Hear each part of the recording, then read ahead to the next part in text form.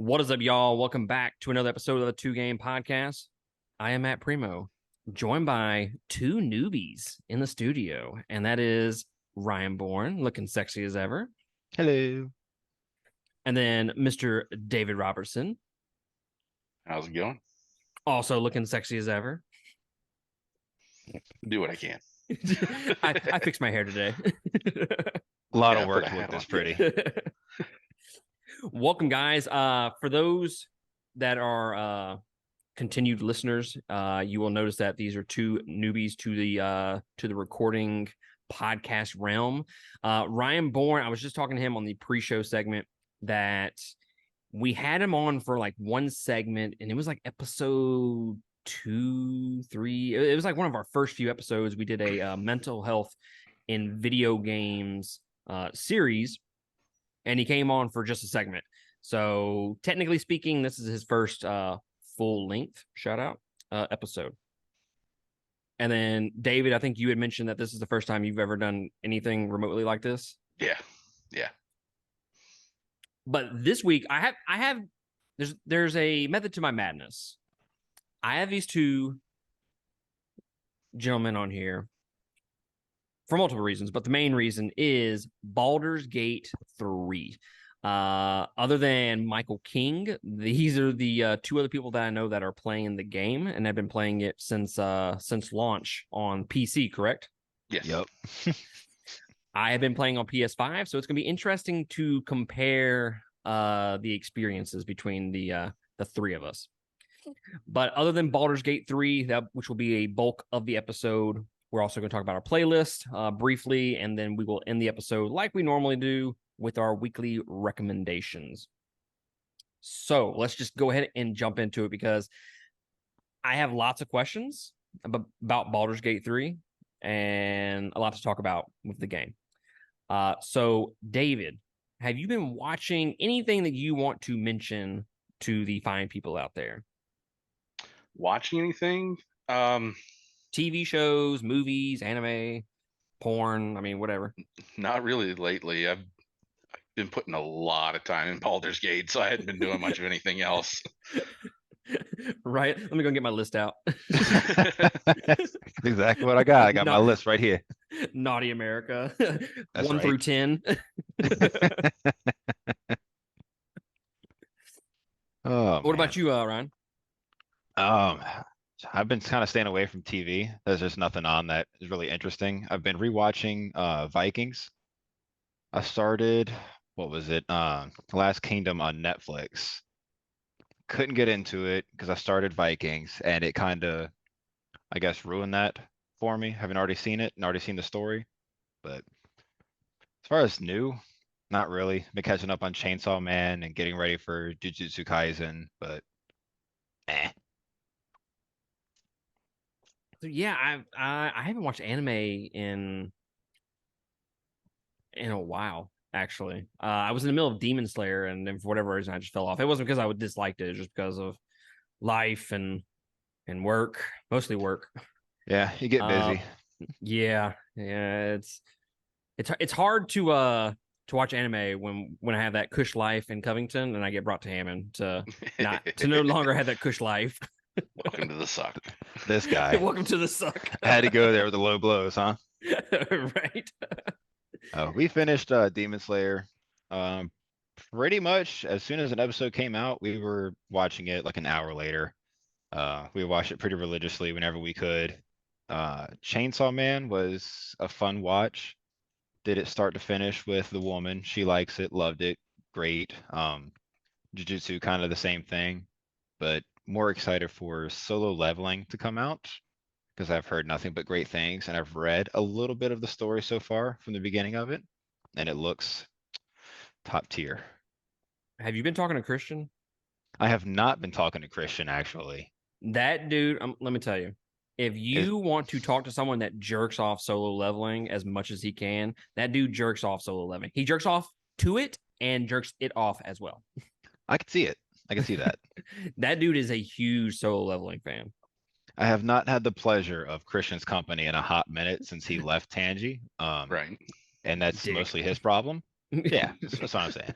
But no, we communicate strictly in TikToks. So Oh, that's fair. But yeah, if you're interested in hearing more about solo leveling, Christian is your guy. I will have to give him a shout later on then, because Mhm. I am really excited. Yeah, he let me borrow like the first 3 volumes. I'm on volume 2 last Nice. time I checked. So it's really fucking good. I'll give him that. From what I've read so far, it is nice. I'm not really a big manga reader, but it is nice. So you never read the manga for Demon Slayer. I did not. David, are you a huge anime fan? Not huge. I've watched some stuff here and there. Like every now and then I'll get a wild hair, but it's not something I like keep up with or anything. So I read the manga for Demon Slayer. The season that is going on or was going on right now, but the Swordsmith village arc, that was my least favorite part of the entire manga. It's a lot slower. Yeah. The the last third of that series, Well, when you compare it to pristine. even like not reading the mangas, even if you compare it to like season 2 and then there's Swordsmith to Entertainment District, it's way slower. There's less fighting. I feel like the fighting is more, I guess, compact, whereas one good fight scene would last 3 or 4 episodes in the Entertainment District, and it was top tier animation, soundtrack was on point, the character development was phenomenal. I mean, I fell in love with Tengen and called him daddy, and now he's just, you know, what? But And he's you a didn't fucking really have savage. much of that. Yeah, you didn't really have much of that in the newest season. It's kind of a letdown, still a good story, but not much in the way of like really grasping and holding on to you. I will say this: they did a good job in the first like 2 seasons of introducing the Hashra a little bit slower, and you got to actually know them. And then in Swordsmith Village, they're like, here's everybody. Right. And you're like, God damn, these are so many people. And then they just Game of Thrones them. Oh, that's true. Aw. Yeah, yeah. So ruin it for Well, everybody. I really haven't been watching anything either. We're gearing up to do our deep dive series into the BioShock trilogy. So if I have a spare moment at work, I am playing that on the Switch. I've also been kind of going back and forth between like Baldur's Gate 3 TikTok because I'm a huge, big time fucking newbie to Dungeons and Dragons, period. So this is like a whole fucking new world to me. Yep. Same actually. Yeah. Believe it or not. Yeah. Okay. Well, I can probably cut out half these questions that I have then. But yeah, I've been looking through the TikTok videos of oh, you need to do this before this. Don't miss this in Act 1 and shit like that. And I still miss it, but it's nice watching the videos. I ended up watching the only movie that I watched was a Bronx Tale, Bronx, New York. We're gearing up to review that this week, Josh and I. So that'll be on Surfing the Stream for those interested in that. But that's legitimately all I've watched. Who has the time anymore? Right. Which I want to jump into when we get into Baldur's Gate 3 because some people are like, I put like 200 hours into this game. I'm like, bro, how the fuck did you do that? That's David. Oh, really? Yes. Yeah, I'm I've so glad got, that we have one person on here that has played it an insane amount of hours. yeah, I'm looking at Steam right now and I've got 132.1. Nice. I have I not have beaten the game yet. Which is so I- funny because that's how much time I have in Elden Ring, and that took me half of a year to do. Yeah. Yeah, Yep. I've been playing it for a handful of weeks. Like I said, I have not been watching much of anything. Yep, I got a solid 30 and a half, and I just made it to part 2. So Oh, I got like 10. you have time. Yeah. But listening, I know Ryan, you're a huge metal fan. Yes.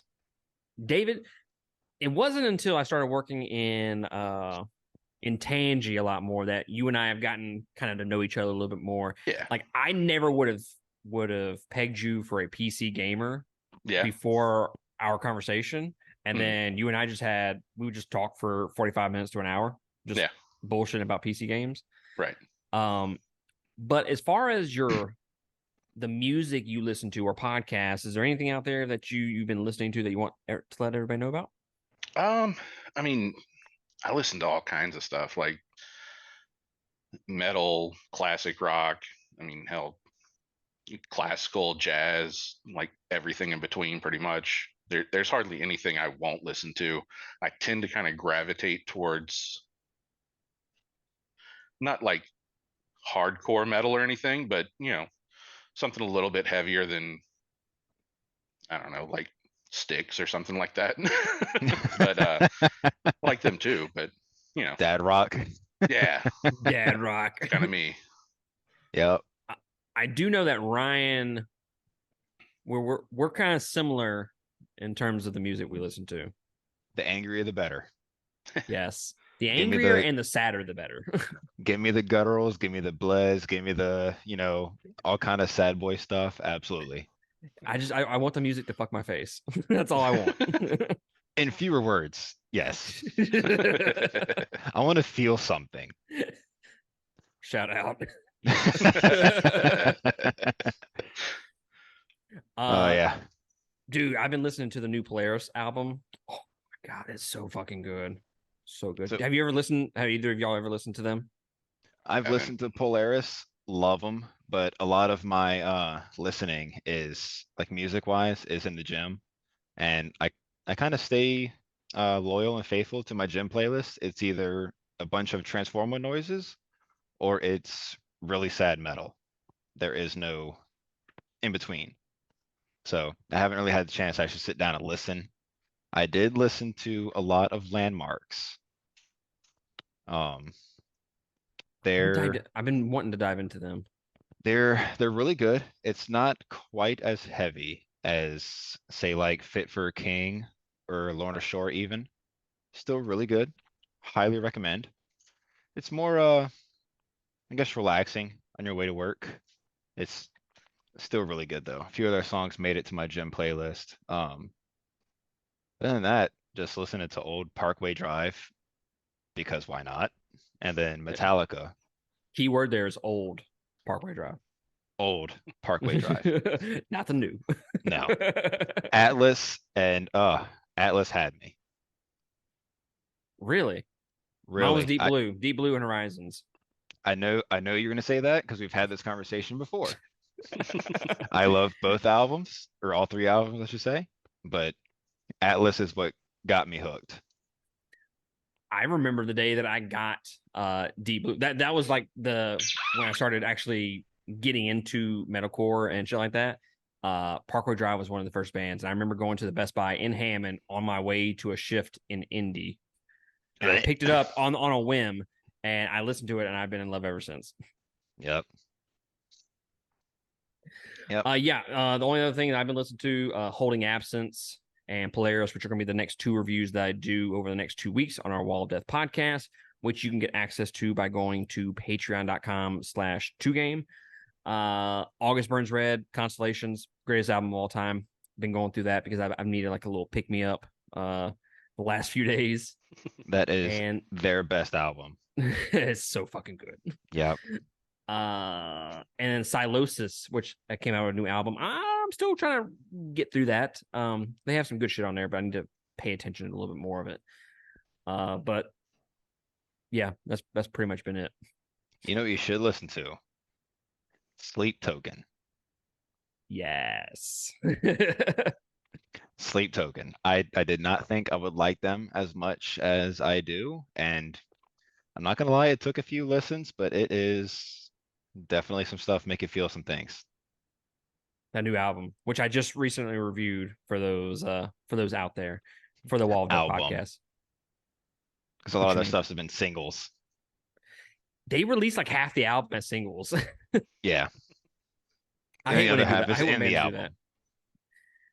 Yeah, everybody should definitely go check out Sleep Token's that band is fucking dope. And you gotta give them, like you said, you gotta give them a couple tries, because I remember reviewing the second album for the podcast, and it was one of those things where Michael King had was like, "Oh, dude, you need to fucking listen to it. Need to fucking listen to it." And I'm like, Don't "Yeah, get I him mean, started.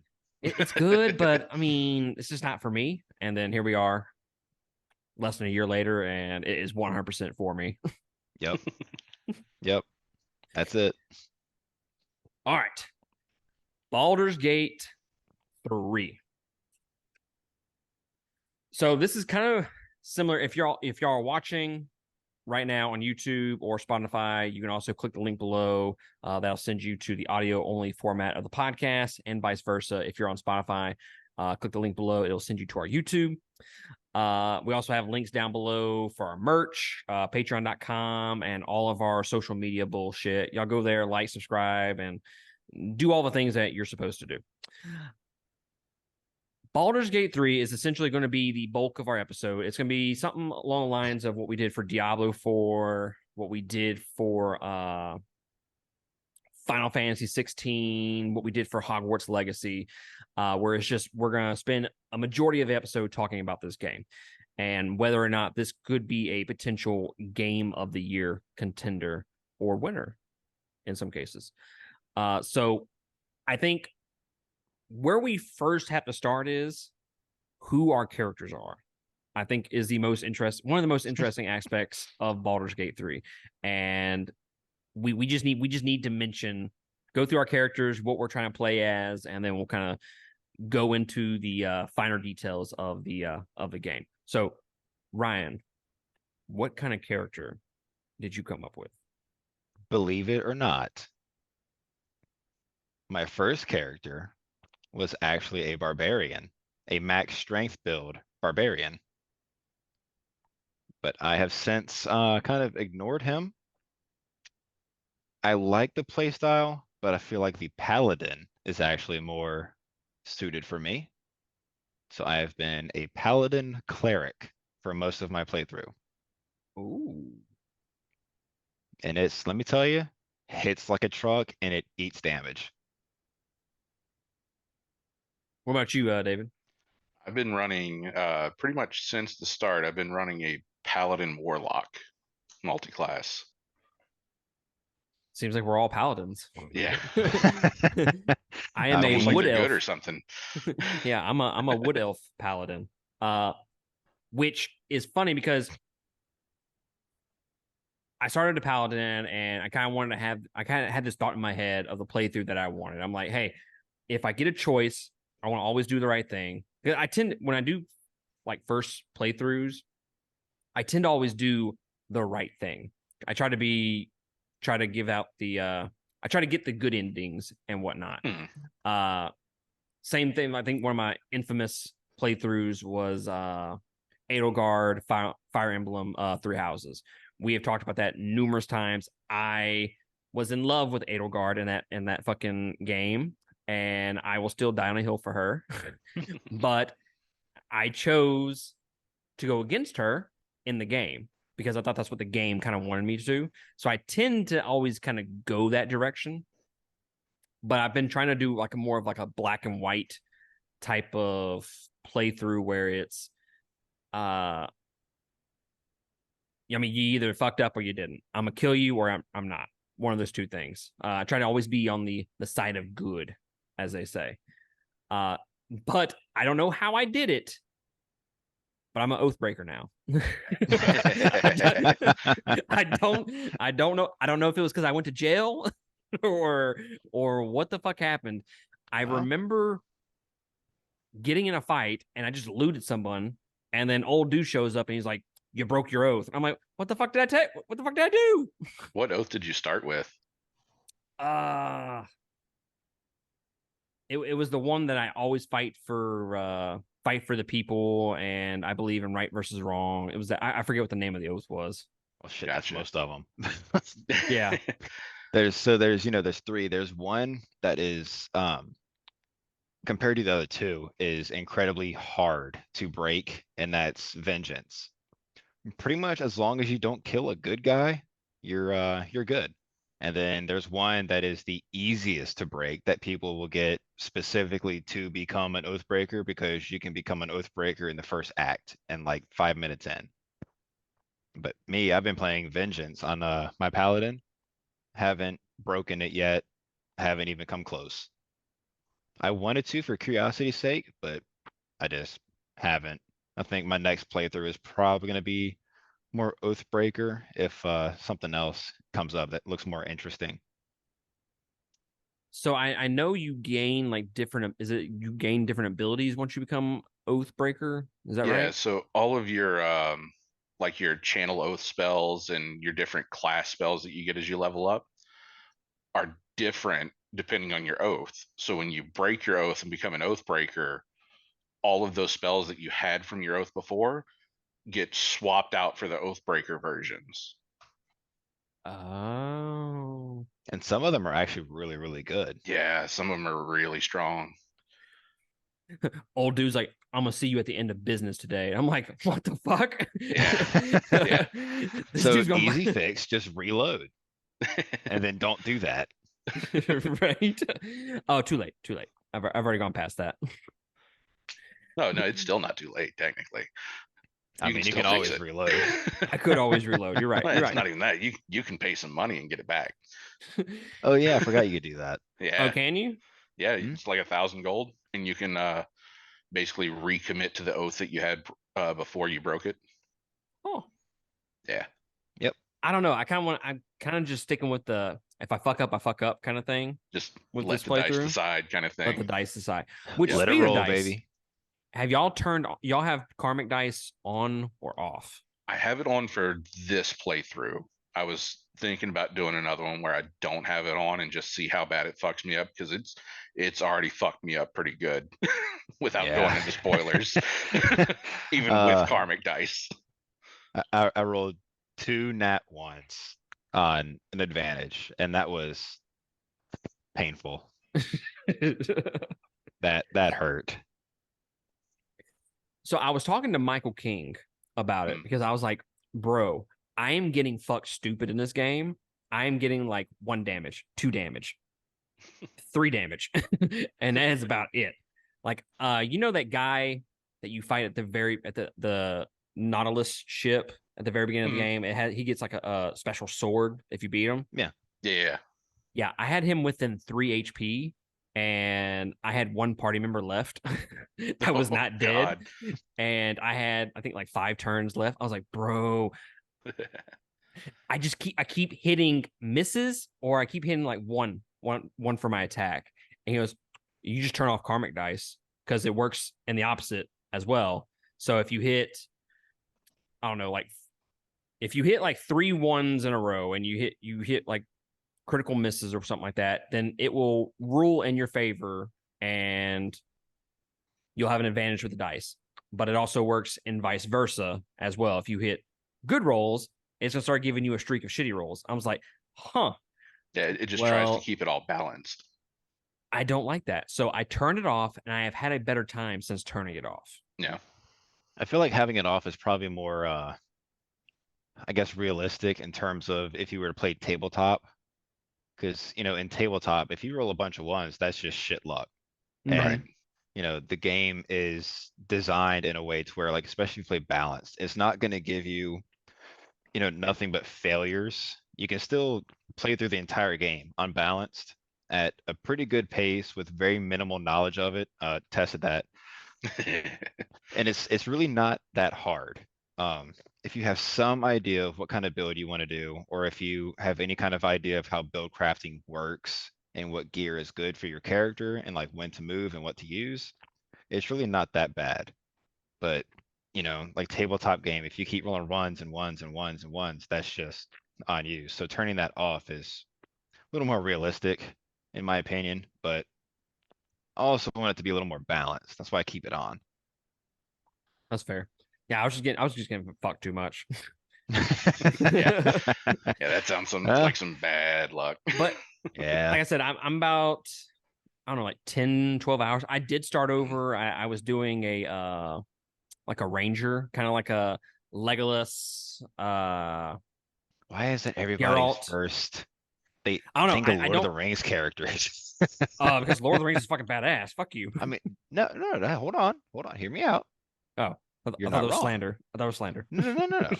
A favorite, hold on, favorite bunch of movies, first Okay. off, All number right. A. I apologize. I apologize. But if everybody's characters that you see, like, on TikTok or Reddit or something, is always Lord of the Rings based or some kind of character based. It's not really a lot of originality. I don't mean like I created him like a Yeah, you lookalike or anything did. like that. Yes, No, I yes, didn't. you did. No, I Yes, didn't. you did. Mine was fucking green. Fuck you. It looks like me, but green. Come on. So I went with that, and I don't typically go with a range attacker. I'm typically, and for those out there that have listened to the podcast for any amount of time, y'all know my playthrough, my play style. That is I like to get in there all nice and deep like and fuck shit up, and then get out as quick as I can. I can attest to that. I'm all offense, no defense, kind of play through. So it was kind of 100% weird correct. going with the Ranger, but I didn't play with it for long, and it was mainly because I just wanted to try something different. Because it was mainly, honestly, it was the way I made the character look that kind of threw me off, and I didn't like the way he looked, so I had to start over. That's valid. Fair enough. That is I'm not valid. gonna lie, I kind of did the same thing too. Yeah. So I guess the issue that I'm running into with the game so far is I'm still not doing shit for damage. Is there like a certain point? Like, am I just not doing something right? Because I have no knowledge of D&D whatsoever. I have never played a D&D game. The most D&D knowledge that I have is from Stranger Things, which I understand that it's probably not the best thing to use for knowledge. Yeah. Yeah. So pro tip, YouTube videos or Reddit for guides. So in my free time, what little free time I have at work, it's spent on YouTube watching guides or how to play or what gear to use. TikTok, pretty much the same thing now. It's nothing but Baldur's Gate or guitar stuff. Um, but YouTube is going to be your best friend, absolutely, and telling you like what to do, how the mechanics work, how everything kind of ties in, and then examine everything. Like if you pick up an item, examine it. Should be the first thing you do once you're clear of combat. Examine it, look at it, and to tell you bludgeoning, slashing, what kind of enchantments it has, the damage stuff that it can roll, all kind of stuff like that. So if you have any idea of how, like I said, build crafting works, you should be okay. But once you hit, I think level 3 or 4 for me is when I started smacking left and right. But getting started, you're going to face a lot of weak people. And there's some areas in the game too that is kind of designed to see later on, not as a level 1 character. Because I went and fought some people that they were level 5 and I was level 3. I got the shit beat out of me left and right, up and down. I restarted and went, what the fuck was that? Come to find out I was supposed to do that part last. Yeah. And didn't realize that. Went cleared everything else out first, then came back and I mopped the floor with them. Yeah. A lot of it is like leveling up, getting different, different attacks and things like that. And then, like he was saying, with different pieces of armor and different gear and all that, there's a bunch of different effects that can synergize with specific types of characters and the damage they do. And as you kind of start piling all of that stuff on top of each other, it just compounds and your damage starts to go up from there. Especially depending, like he's saying, on how you're building your character and all that kind of stuff. Felt like I was going somewhere else, but I lost it. That's fair. So a lot of them too, if you build like, say, for example, a support cleric, which is a massive support role, the goal is to either buff or debuff. They're not really going to be a damage pumper. Yeah. That's going to be your barbarians or your paladins, your fighters. They're going to do more attack. your clerics, wizard stuff can buff and debuff. Certain attacks, like he was saying, can cause like bleeding. Certain effects can make that last longer or make them more prone to bleeding, or bleeding takes more damage, or blindness, whatever, can make them to where they can't cast spells, or silence, sorry. Silence makes it where they can't cast spells, which can absolutely hinder a wizard. Oh And yeah. that takes somebody way out the fight. Like you can't heal, you can't cast anything, you have to move out of the bubble, and that usually takes you outside the range of an attack. So you've already eliminated one character without killing them. And there's a lot of stuff like that that piles on. And once you start experimenting with it, which is a lot of the game so far, is kind of synergizing with this, and this stacks with this, and this debuff stacks with this. And, if you make them weak to this and you hit them with this, stick of power, then it's like an instant crit. Yeah. Ooh. And there's another thing you can do. I don't know exactly what the button or series of buttons it would be on PlayStation, but like on PC, if I'm in a fight and I hover my mouse over an enemy, I can right click on them and a little menu pops up and I can click examine, and it'll give me all of their stats, what they're resistant to, what types of damage they're weak to, all this kind of shit, and all their different like buffs and debuffs they have on them at the time when you click it. And you can decide what type of damage you want to do to them based on that information. And I know you can do it on PlayStation. I just don't know the button for it. So I'm glad you brought that up, because this is the response to that is twofold. One, yes, there is a way to do it on PlayStation. Two, the game does not fucking tell you that you No. can do that. No, it is very sparse with tutorials in general. That's why I said YouTube is going to be your best Yeah. buddy to get started. When you restarted your character, it popped up a little prompt that said, "Do you want to skip tutorials for this character?" I'm like, "What fucking tutorials? You didn't give me no tutorials." Yeah. Yeah.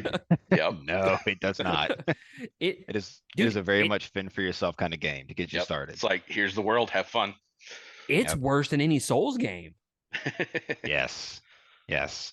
In terms of like, if you have like a newbie showing up, like me, like, what the fuck? But too, I kind of like the aspect of having to figure it out for yourself. Like, like I said, I watch a bunch of YouTube guys to kind of help learn the mechanics, because this is a whole new game. And I did the same thing with Star Citizen. So Yeah. you learn all of the base mechanics, like how the keybinds work, how these different buttons work, and everything else, and like what kind of characters are good for what. So you have an idea of what you want to even start building. Because my initial thought was to build a wizard and just damage, damage, damage. Well, come to find out, wizards are good at that role, but they can't take a whole lot of damage. Yeah, they're very squishy glass cannons. So it would have to be like you would have to have two characters for support for that role, which is possible, but it would take a lot more thinking to do. But the absence of tutorials is, I feel like, going to force people to kind of figure things out for their own, or explore resources to try to learn it. Because that, to me, is a little more fun than like being thrown everything, like all the information it can give me right out of the gate. Because then I'm not figuring much out. I'm not trying different things. Because I've spent probably close to 10 hours just experimenting with different builds. I've made 4 characters in Baldur's Gate. Like, I have a main character and the others are just, let me try this out. I don't like it. Never mind.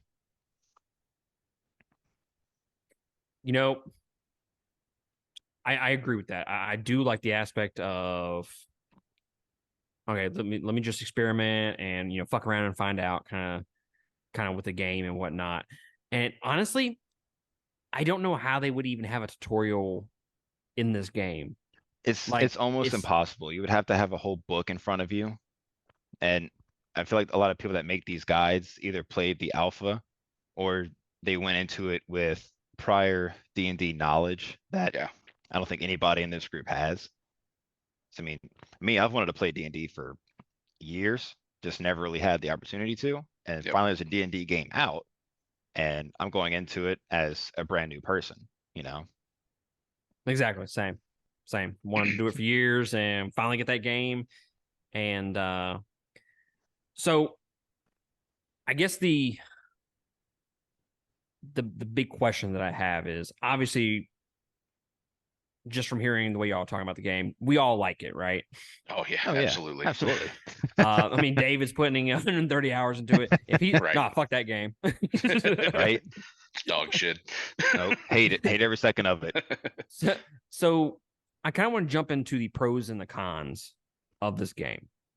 And we'll kind of start with the cons so we can end this discussion on a more positive note, I guess. So what are some things that y'all have noticed in this game that I don't know, I don't like that quite as much as I thought I would. Well, I've never really a big fan of the top down aspects of some games. It throws me off for whatever reason.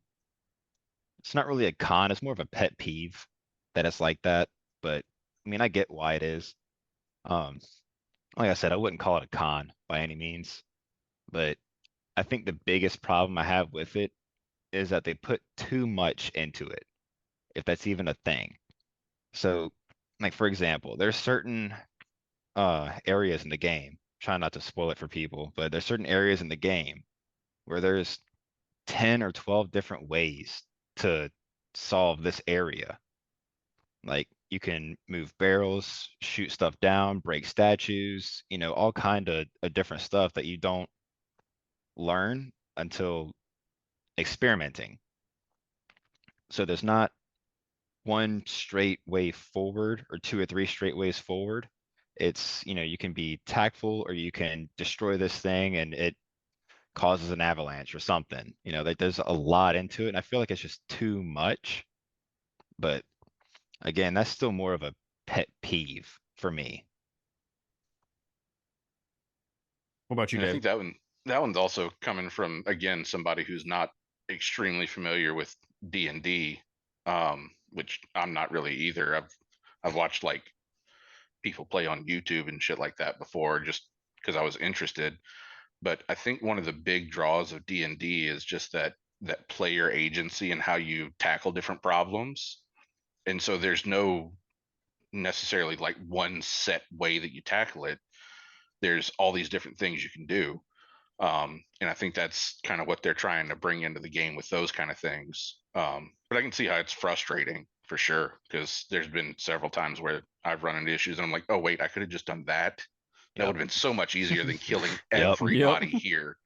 Yep. But I mean, the biggest problem, like difference wise, is tabletop versus computer. Tabletop, you have 4 or 5 people with you, yeah, different brains that can solve these problems versus, playing Baldur's Gate, unless I'm playing multiplayer, it's just me. right. And, I don't have the world's best tactician brain, to think of all these different problems. Like it took me 30 minutes to solve one area and it should not have until this guy said something and I went, why did I think of that? Oh yeah, I just did this. Like I'm trying to forehead my way through it. And this man, oh yeah, just do this and voila. And I went, That well, simple, huh? yeah. Well, And shit. it was just the dumbest thing that you could possibly think of, but I didn't think to do that. Yeah. But for me, again, this kind of more pet peevey than necessarily a con, but it just kind of irritates me. Your companions are entirely too fucking horny.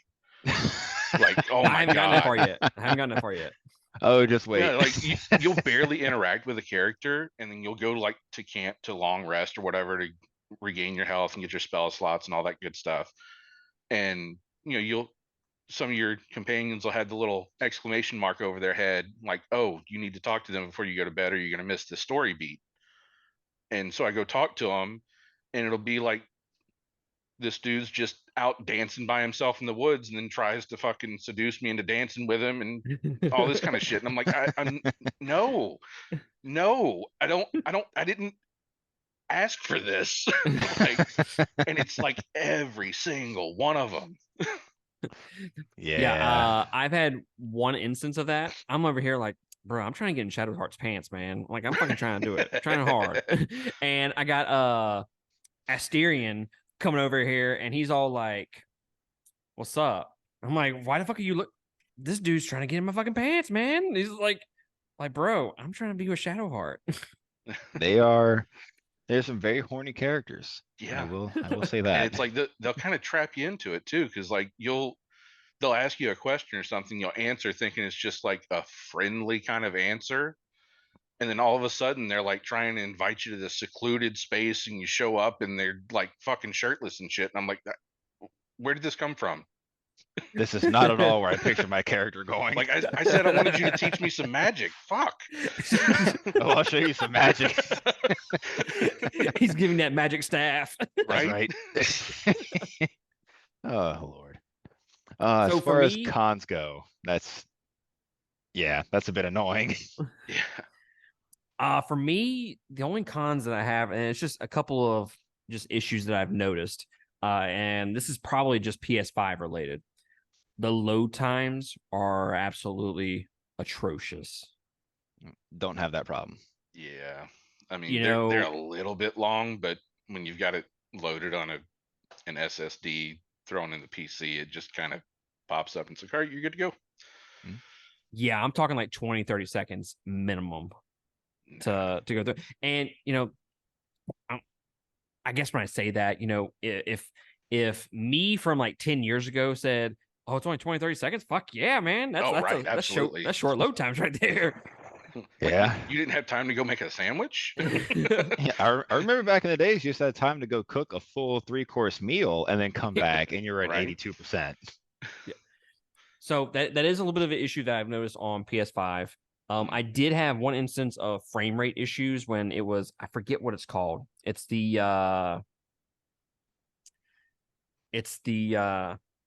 Palpatine lightning bolt thing that you can attach to another character and you can do Oh, it. yeah. Use it every Witch bolt. turn. Yeah. The frame, when I used it for the first time, it dropped my frame rate so fucking bad, and that's literally the only time it ever happened. Yeah. So it's just a little bit of an issue there. Yeah. Uh, And I've noticed some like frame rate being pretty inconsistent, fluctuating a good bit. And I read something the other day where like they basically acknowledge that it's not quite as stable as they want it to be, and they're working on like coming out with some hot fixes and stuff in the next patch or so to try to address some of that too. Oh, good. Yep. The only other two cons that I have, and they're not really cons, they're just things that I want to mention to people out there. One is the steep learning curve. We've already mentioned that. Yeah. For new players, because there is absolutely no tutorial for this game whatsoever. It is you do your character creator however you want, and the entire game is whatever you want it to be. Yep. For It better or basically for worse. tells you your tutorial is press here to move here, and that's about it. Yep. And the other one is kind of in the same realm as what y'all mentioned, just a pet peeve of mine. This is a very, very slow game. It's a methodical game. This isn't Elden Ring or like Hogwarts Legacy or Horizon or any of these big, or even Diablo 4. This is not that type of game. Diablo 4 is very very grindy, but this is slow, methodical. Combats take fucking forever. Now, there's not many combats that I've noticed in Act 1 so far. But when you do get into a fight, it's like, oh man, I'm going to be here for like the next fucking at least 30 minutes fucking fighting these people. Yep. But the only issue I have with that is that I can maybe put in 5 to 7 hours of gameplay a week just based on my work schedule and whatnot. Right. So it feels like I'm never accomplishing anything in this game. And I've put in, like I said, about 10, 12 hours, something around there. And I'm in the, the Goblin Dungeon, the Dank Dungeon or something like that. So I'm still fucking early on in that fucking game. I hate that place. Hate it. So that was the bane of my existence in Act 1. I absolutely hated it with every fiber of my being. It was, oh God, it was not a pleasant time for me. Why is that? I still had to end up going back and killing literally everyone there. He just did that the other night. Actually, I remember him talking about it. Like, all right, I'm finally going to move on and go do this. God damn it! Why are there still goblins here? Yeah. Without spoiling it, I went through and did all the things. Okay, I did what I was supposed to do, and then I just kind of deuced out and was like, okay, well, maybe they'll just like despawn or something, or just kind of go away. Like they weren't really hostile towards me when I was there the first time. Um, and then like I said, I did what I was supposed to do, and then I just pieced out. I go back because that's one of the ways to get to the next place is to go through there, and I walk into 17 hostiles and went, huh, all of which cast AoE spells. So that was a very, very fun time for me. I was banging my head on the table for a little bit. Yeah, that was not pleasant. So let me, before we get into like more of the pros of the game, I do want to ask y'all about something. That first little village that you come to, what the fuck is it called? The Blighted Village. Blighted Village. No, not that Or village. Like are you before talking that. about like the friendly, the Emerald Grove? Yeah, what The is Druid that place? called? Yeah, the Druid Village or whatever it's called. Emerald Grove, yeah. So that's the one where you go in there and there's like a little kid that like stole something, Yeah. and you have the choice to let her be killed or not. Yeah. I chose to save her. I thought that was part of my paladin Yeah. oath and whatnot. But I'm curious to y'all. Did you get into a fight with said chick? I forget her name. Not initially, but I went Because further. you have like into 3 that. options. Yeah. I chose to fight her. Oh. And This man really pulled a sword out and went bonk. So I decided she was at a place and she needed to be reminded of where her place in life is, and that is beneath my sword. How many times have I said that? You died in that village because you said a cow looked at you funny. It did. It did. Okay. And guess what? That cow's dead. Yeah, it Fuck still that cow. is. It's still laying there. So Fuck that cow. when you choose to fight her, it makes like the people that are on her side start killing everybody. So you come out and everybody's dead. And you're like, well, fuck, that was unintended consequences. Yeah, so this is one of those times where what Ryan was talking about earlier about the game doesn't tell you that there's different ways of handling things. There are different ways of handling that to where you get the same outcome for that character, but without everyone else dying.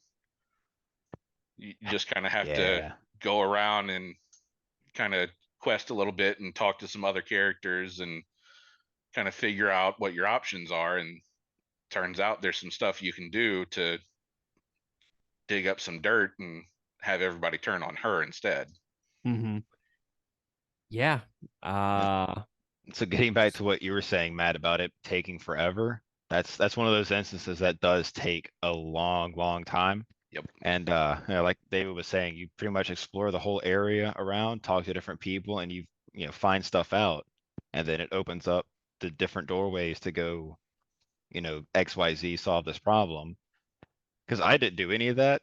Everybody's still friendly. She's still friendly. I think I ended up scaring her into not doing anything stupid, and I still go there routinely just to kind of look around it because I'm sure I've missed a lot.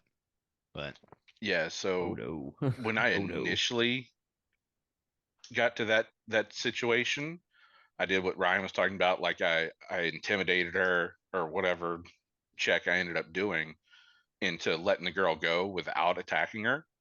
And then later on, while I was working on some other quests in that area, I found out that I could go and do these other things and find some shit and go back and be like, hey, everybody, she's trying to fuck you over, and ended up killing her that way without turning the whole village hostile. Yep. Yeah, everybody's dead. Oh, trust me, It was like watching The Departed, man.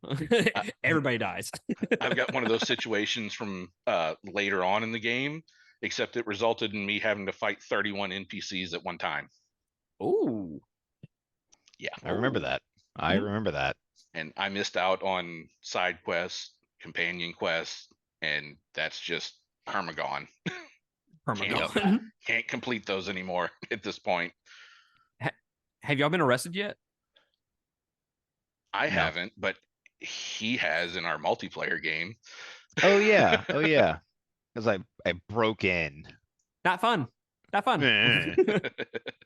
Yeah, there's that little shack that I ended up talking to a rat, and the rat was like, huh, fucking follow me, bitches. And I was like, all right, I'll follow this rat. Like, Right. what's the Yeah. worst that could It happen?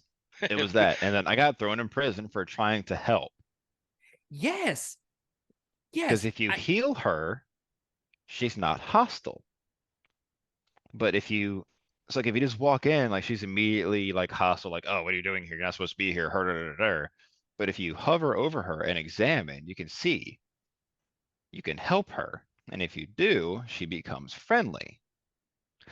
I didn't make it there fast enough, and I should have gone to turn-based mode first. Did not, and yeah, I got thrown in prison. Did not break my oath though. Oh, that's good. That's probably what set me on the path to breaking mine. Or wait, no, I lied. I wasn't on our multiplayer. I wasn't a paladin. I was Yeah, a ranger. That's yeah. right. That's right. That's right. So I didn't have the spell to heal her. So I was like, well, fuck, I'll go get the spell or level up and get the spell, and I'll come back and fucking heal your ass. But ooh, there's a shiny over here. Let me just go touch it. Right. And she's like, guards. I'm like, you fucking bitch. That's fucked Yep. up. And then I tried sweet talking my way out of it. And I failed miserably. And As see, one does. what's even funnier is all these hours in the game, I've never had this interaction y'all are talking about. I have no clue what you're talking about. Never saw See, that. that's what I love about it. A huge pro. There's yes, huge pro. You can have 3 people here play the same game, but all play a different game and still accomplish the same things. Yep. Like it's not as much as I don't like it, and as much as I think it's a pet peeve, the multiple ways to solve problems just opens up so many different doors that you can explore multiple routes. And if you find you don't like one, reload, and then you don't do that. But like he was saying, like he found all this stuff out. I had no idea you could do any of that, and he didn't know you can go in the shack to go heal her. And No clue. Yeah. that's what I love.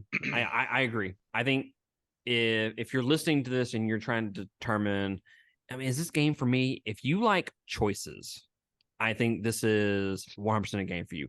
If you Absolutely. have played The Witcher 3 and you said to yourself, wow, I love how me doing something right now affects the game 20 hours later, but I wish I had more choices. Baldur's Gate 3 is for you because this game is Cranks there that are shit to 11. Yep. unlimited choices. The choices from how you create your character, the classes, the subrace, or the subclasses, the race, how they look, and then in your head trying to determine, okay, I kind of want to go through. I kind of want my character to have this kind of personality on this playthrough, and then you have the choices of your companions and their personalities and how you interact with them, and then there's just it's an ungodly amount of choices. Yeah. Yep. It's a true role playing game. You can pick a role for your character to fill and play that out, as opposed to it just being a pure power fantasy where you're just given everything and you just destroy shit from the first couple hours into the game. Yep. I was looking earlier on Steam just out of curiosity's sake. And another RPG that I play a lot is Elder Scrolls Online. I looked at it. I have 830 hours logged into that game, Nice. and it's an RPG, but it's not quite the same level as Baldur's Gate. It's still the same, create your class, create your character, skills, whatever, but it kind of puts you into those roles where it's not, so much character building and world exploration. It's tank, healer, damage, and that's it. And that's your pretty standard RPG roles in most games, especially in games like this. Um, but Baldur's Gate, like he was saying, cranks it up to 11, to where there's thousands of different, ways to solve problems. There's thousands of different builds. There's thousands of different, avenues that you could explore, and every choice that you make directly affects the gameplay later on, or, in the short-term future. I was looking on YouTube the other day, and it was saying something about how, there's certain things that you could do to end the game early, to where halfway through Act 2, if you make certain choices, the game's just over for you. What game does that? Like, you messed up that bad to where you can't even finish it now. Dude, I got a game over screen and a conversation with an NPC. Oh, Oh, you fuck. suck. Go away. Yeah, this NPC was like, "Look, I'm a god. You're gonna do what I say." And I'm like, "No, if you want this person dead, you can go do it. You can go kill him." Like the game gave me that option, so I was like, "Yeah, I'm gonna call your bluff." And she's like, "All right, well, I wish you were dead." And then I got a game over screen. No shit. Yeah, Yep. straight up. Yep. What a fucking troll. I couldn't Yep. do anything but sit and laugh at the computer screen for 2 minutes straight. Like I was like, "That's amazing." I deserve that. Yeah. Yep. If I had to pick a number one pro, it's definitely that. If you like RPGs, if you like world building and character stuff, and making your choices matter, Baldur's Gate 3 is definitely the game for you. If you like any kind of Elder Scrolls and think it needs something more, Baldur's Gate's for you. I never played World of Warcraft, so I can't really connect those two. But But that's kind of, I was gonna make a little bit of a point earlier when you're talking about ESO, like that's getting a little bit too different for a fair comparison, because with World of Warcraft and Elder Scrolls Online, we're talking MMOs where you've got like thousands of other players in the same space playing the same game.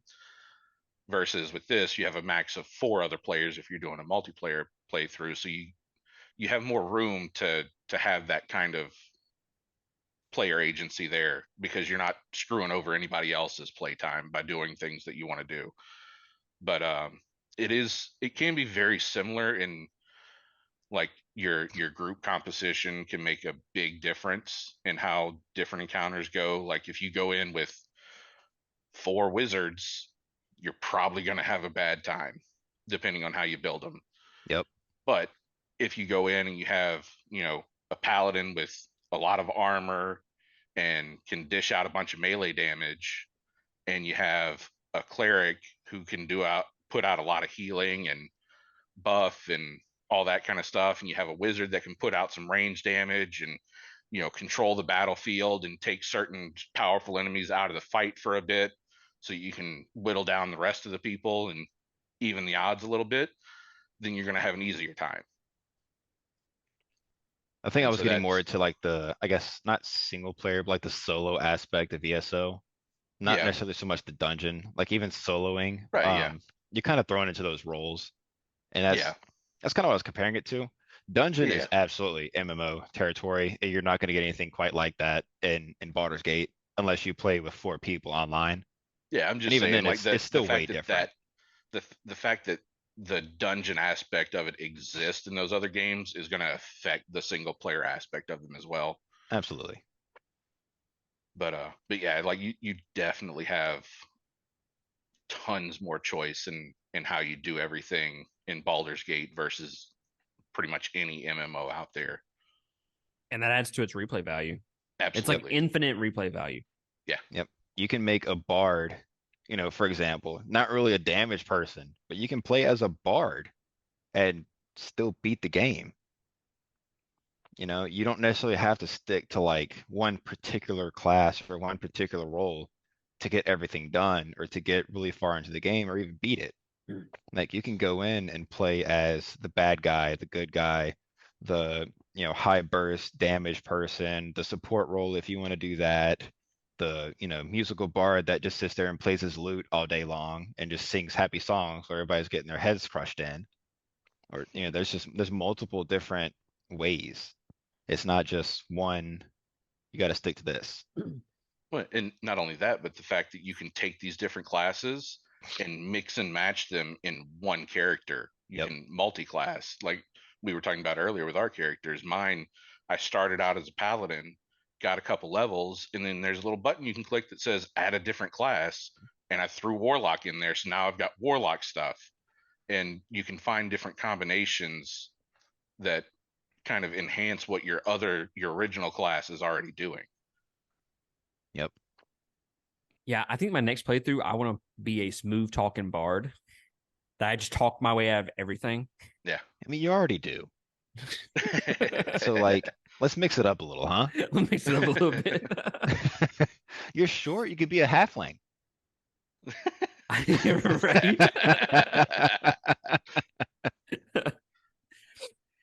Another, if you're also, like I said, if you're listening to this and trying to determine whether you want to play this game or not, we frequently talk about tactical strategy games on the podcast. We talk a lot of Fire Emblem. I mean, we had a huge episode devoted to Three Houses, and then we had multiple episodes devoted to Fire Emblem Engage. And Chris has come on the podcast, and that's like one of my favorite genres. I like how this is different in comparison to other strategy or tactical strategy games. This isn't like Fire Emblem where it's a grid-based square. You can legitimately move your character anywhere on the map, as long as you have enough distance for it.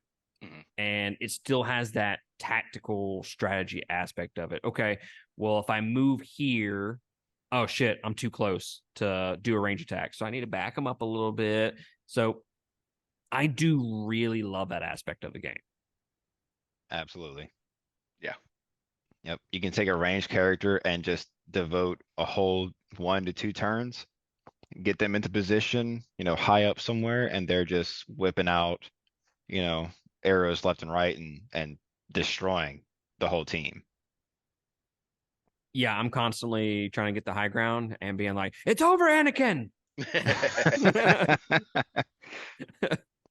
There's also, fun fact for you, there's also a certain piece of armor that negates the high ground. What? Yeah. Yeah. Yeah. So like if your character is say down here and there's a character up here, you're debuffed low ground because they're higher. There's a certain piece of equipment that debuffs that or removes that to where it's no longer a thing. You're not at a You're not disadvantage. disadvantage. Yeah. Oh, that's cool. Fun fact. I'm not going to there's tell you where all it kinds is. of stuff like that. Yeah, I'm gonna keep my eye out for that one. I'm not going to tell you where it is, but there is a piece. So I guess I have 2 more questions, and then we can kind of close this episode out. Let me swap my camera out real quick. All right. So 2 questions. First off is, should more RPGs be like this game?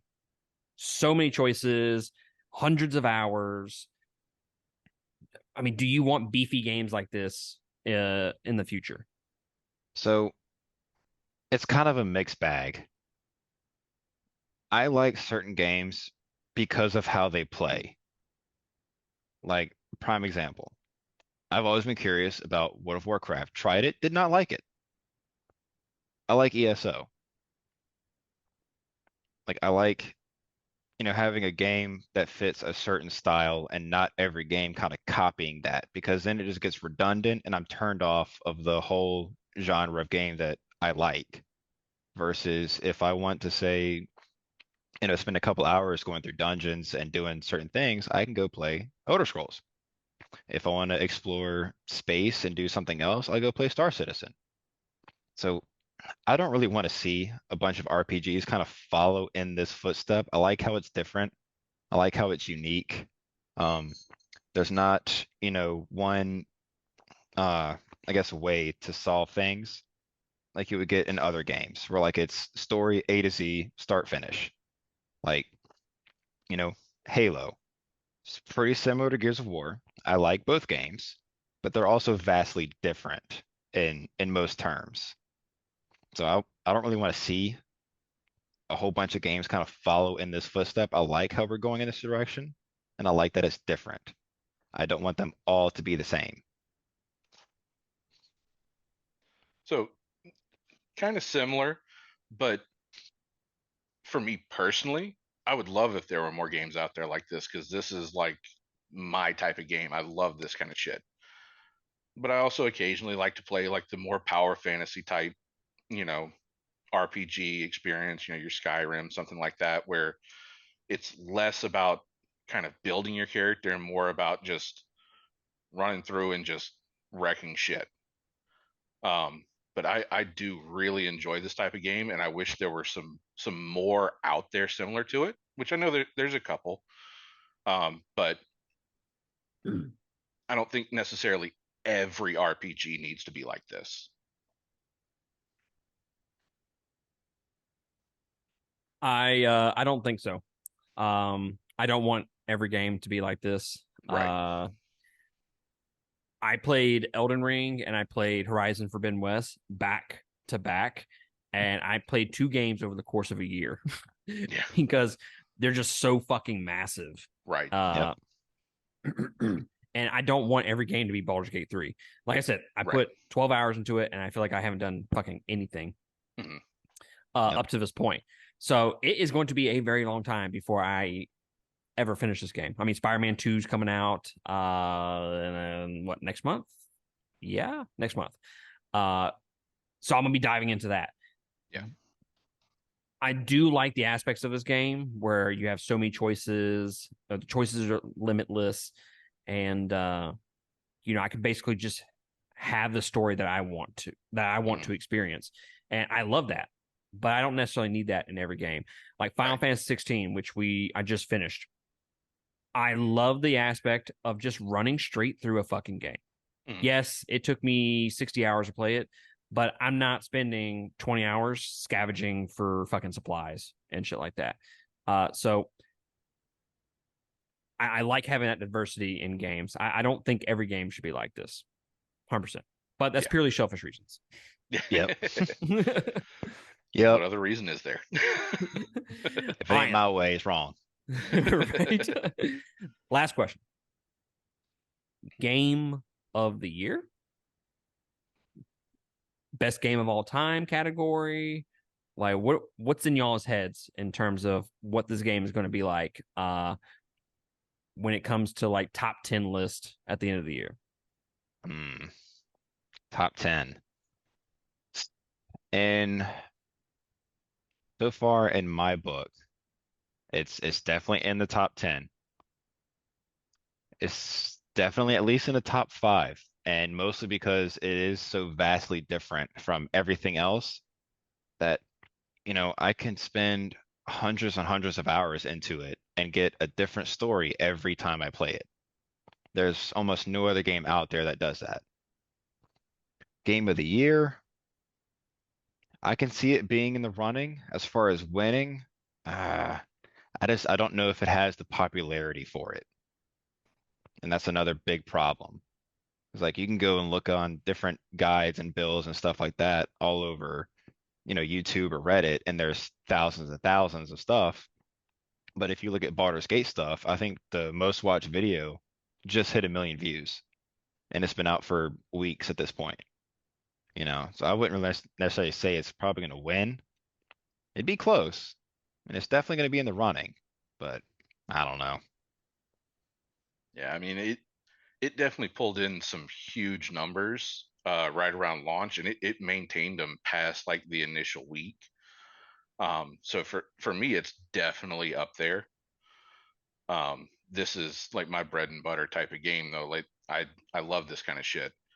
Um, and I mean, I haven't played any other new games recently, so it's definitely at the top of my list. But I don't see me getting bored with it for a while. Like No, absolutely not. like I said, I've got over 130 hours in the game and I haven't beaten it yet. Mhm. Like I'm just fully absorbed in it. Granted, I'm also a night shift degenerate, so on my days off, all I do is play it. But so that's how I've got those That's fair. numbers. Yeah. But yeah, it's definitely way up there for me. Like it's one of the best games I've played in a long time. It's going to be tough. It's going to be tough. Because when you think about the games that have come out this year, Tears of the Kingdom, Final Fantasy 16, Diablo 4, this one, and we haven't even gotten to Spider-Man and some of the other games that are coming out Yeah. later this You're year. still young, so Yeah, exactly. you have all these top developers coming out, and here comes Larian Studios, which almost no one has heard of unless you played some of their games in the past. Exactly.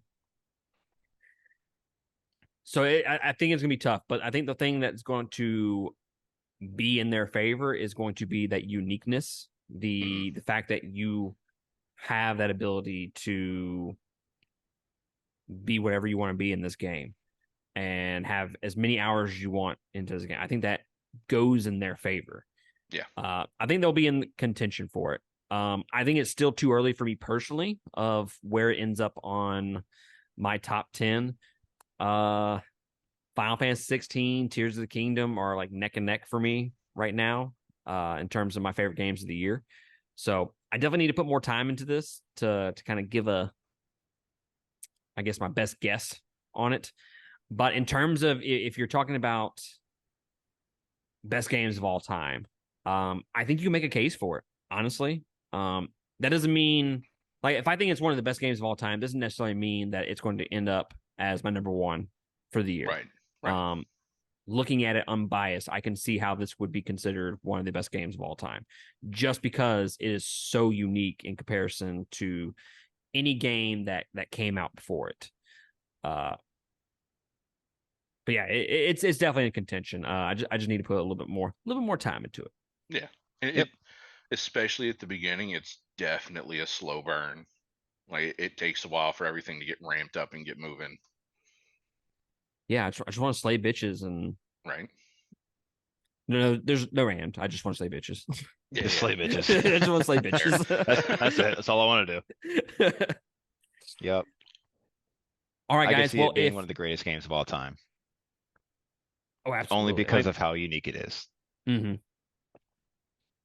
But guys, let us know below of what you think about the playthrough for Baldur's Gate 3. If you've been playing it, let us know what kind of character you've been playing as. If you're enjoying it, if you hate it, if you want these kind of RPGs to continue, let us know in the comment section below. Jumping into our last segment, which is our weekly recommendations. Ryan, what do you recommend to the fine people out there? Oh man, where do I begin? How about touching some grass? This was No, but mentioned on the pre-show segment.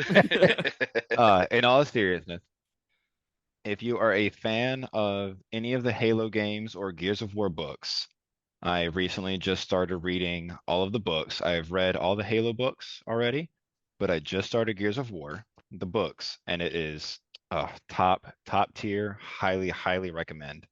I read them every chance I get. I listen to the audiobook. It's definitely a good read if you like those kind of games. David. I so this is more of a long-term watch kind of thing for me, but going based on the topic we've been talking about, if you're interested in D&D and kind of want to see what it's kind of about, there's a channel that streams on Twitch and they upload on YouTube called Critical Role.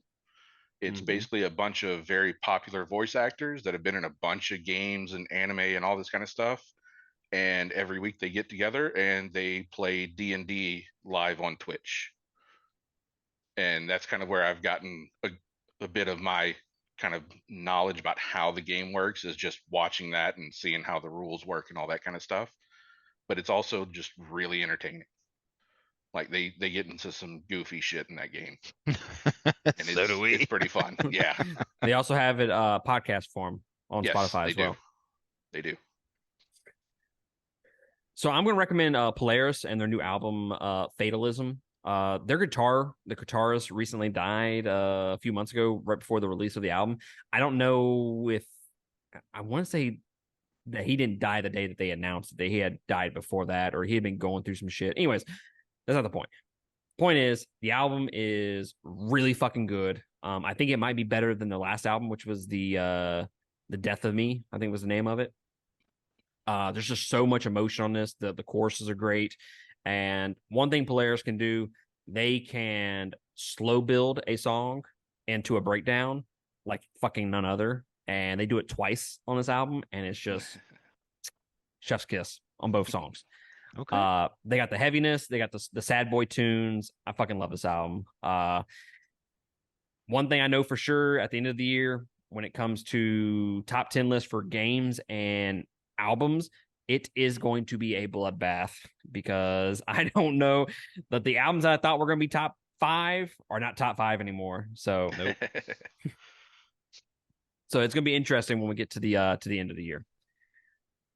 But guys, that is going to be it from us. Ryan, David, thank you so much for joining me on this episode and Of course, discussing Absolutely. anything and everything Baldur's Gate 3. Hopefully we can do it again once we've gotten some more playtime into the game. Well, when I say we, I mean me. Yeah. Right. And we'll go full spoilers and shit like that. Sounds good.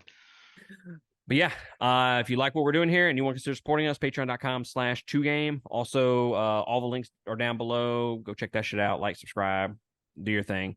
And appreciate the support. And we will catch y'all next time on another episode. Laters.